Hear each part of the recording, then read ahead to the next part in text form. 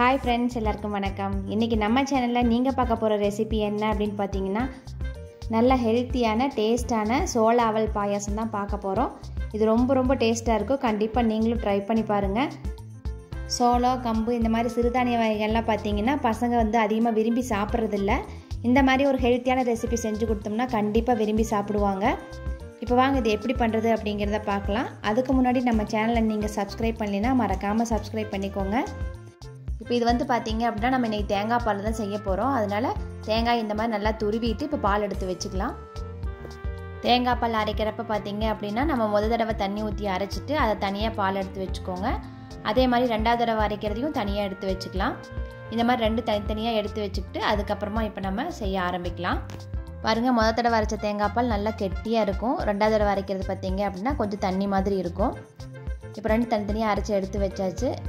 இதான் சோள அவல். இதில் பார்த்தீங்க அப்படின்னா நம்ம ஓட்ஸ் எப்படி இருக்குதோ அதே மாதிரி தான் இருக்குது. ஆனால் வேக வைக்கும்போது ஓட்ஸை விட வளவளப்பு தன்மை கொஞ்சம் நல்லா கம்மியாகவே இருக்கும். இப்போ ஃபஸ்ட்டு நம்ம இந்த அவலை வறுத்து எடுத்துக்க போகிறோம். அதுக்கு ஒரு கடாயில் நெய் ஊற்றிக்கோங்க, 1 டீஸ்பூன். அது நெய் நல்லா காஞ்சதுக்கப்புறமா இப்போ இந்த அவல் ஒரு கப்பை போட்டுட்டு நல்லா வறுத்து எடுக்க போகிறோம். 1 கப் அவல் எடுத்தீங்க அப்படின்னா அதுக்கு தேங்காய் பார்த்தீங்கன்னா 1 கப் எடுத்துக்கோங்க. அதுலேயே 2 விதமான பாலும் புழிஞ்சு எடுத்துக்கோங்க.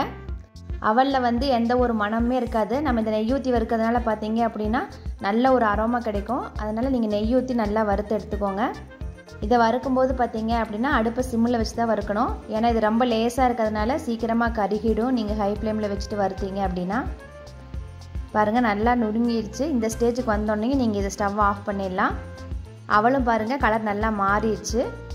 இப்போ இந்த அவலை நம்ம வேக வச்சுக்கலாம். வேக வைக்கிறது ஒரு ஆவி வெந்தால் போதும், சீக்கிரமாக வெந்துடும்.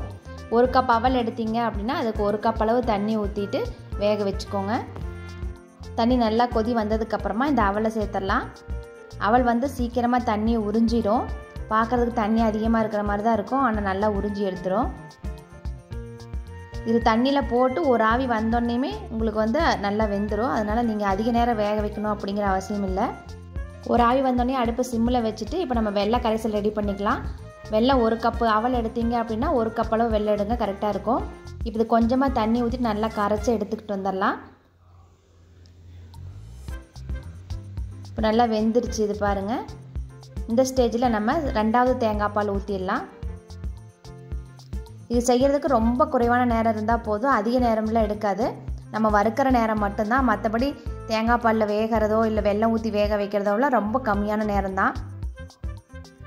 பாருங்கள், இப்போ 2வது தேங்காய் பால் ஊற்றி இந்த மாதிரி ஒரு கொதி வந்ததுக்கப்புறமா நம்ம ஃபஸ்ட்டு தேங்காய் பாலையும் ஊற்றிடணும்.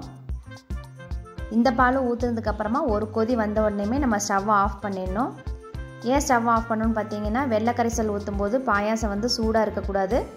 தேங்காய் பால்லாம் ஊற்றிருக்கிறதுனால பால் திரிஞ்சிடும். அதனால் ஸ்டவ்வை ஆஃப் பண்ணிவிட்டு ஒரு 2 மினிட்ஸ் விட்டுட்டு நம்ம வெள்ளைப்பாகு ஊற்றிக்க போகிறோம். இப்போ ஸ்டவ் ஆஃப் பண்ணி 2 மினிட்ஸ் ஆயிடுச்சு. அடுத்தது இப்போ நம்ம வெள்ளை கரைசல் ஊற்றிக்கலாம். வெள்ளை பாகு பதம்லாம் வரணும்னு அவசியம் இல்லை, நல்லா கரைஞ்சி வந்துச்சுனாலே போதும். இந்த மாதிரி வெள்ளை கரைசல் ஊற்றுனதுக்கப்புறமா நல்லா மிக்ஸ் பண்ணி விட்டுட்டு அதுக்கப்புறமா ஸ்டவ்வை ஆன் பண்ணிக்கலாம். உங்கள் வீட்டில் வெள்ளை இல்லைன்னா நீங்கள் சர்க்கரை கூட சேர்த்துக்கலாம். பாருங்கள், இது நல்லா இப்போ மிக்ஸ் பண்ணி விட்டாச்சு. கலரே பார்த்தீங்க அப்படின்னா நல்லா ப்ரௌன் கலர் ஆயிடுச்சு. இப்போ ஸ்டவ்வை ஆன் பண்ணி விட்டுடலாம். இதை ஆன் பண்ணதுக்கப்புறமா பார்த்தீங்கன்னா அடுப்பு சிம்மில் வச்சுக்கோங்க. இந்த பாயாசம் பார்த்தீங்க அப்படின்னா ஆற கெட்டியாயிடும். அதனால் தண்ணியோட அளவு பார்த்தீங்கன்னா கொஞ்சம் ஒரு நூல் அதிகமாக இருக்கிற மாதிரியே வச்சுக்கோங்க. அப்போ தான் நம்மளுக்கு ஆறும்போது குடிக்கிறதுக்கு கரெக்டாக இருக்கும்.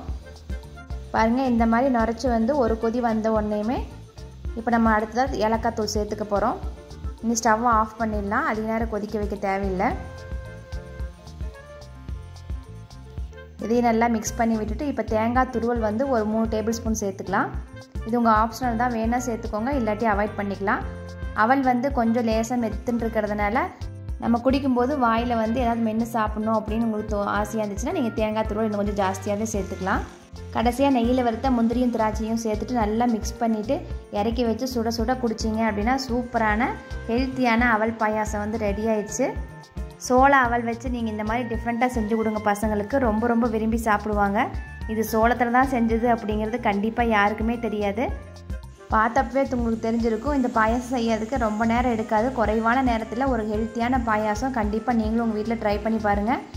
ட்ரை பண்ணி பார்த்துட்டு எப்படி இருந்துச்சு அப்படின்னு நம்மளுக்கு கமெண்ட் பண்ணுங்கள். உங்களுக்கு பிடிச்சவங்களுக்கு நம்ம சேனலை ஷேர் பண்ணுங்கள். உங்களை அடுத்த வீடியோவில் சந்திக்கிறேன். தேங்க்யூ.